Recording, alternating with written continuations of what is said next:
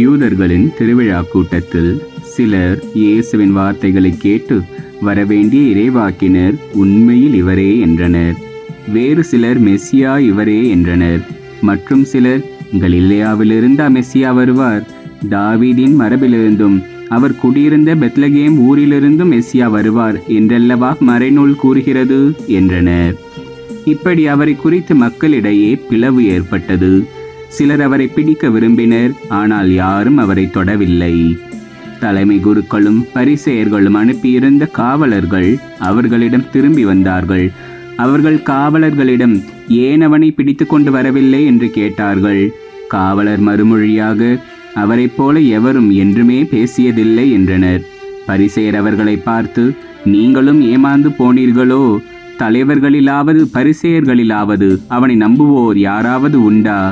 இம்மக்கள் கூட்டத்துக்கு திருச்சட்டம் தெரியாது, இவர்கள் சபிக்கப்பட்டவர்கள் என்றனர்.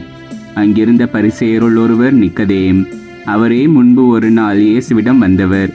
அவர் அவர்களிடம், ஒருவரது வாக்குமூலத்தை கேளாது அவர் என்ன செய்தார் என்று அறியாது ஒருவருக்கு தீர்ப்பளிப்பது நமது சட்டப்படி முறையாகுமா என்று கேட்டார். அவர்கள் மறுமொழியாக, நீரும் கலிலேயரா என்ன?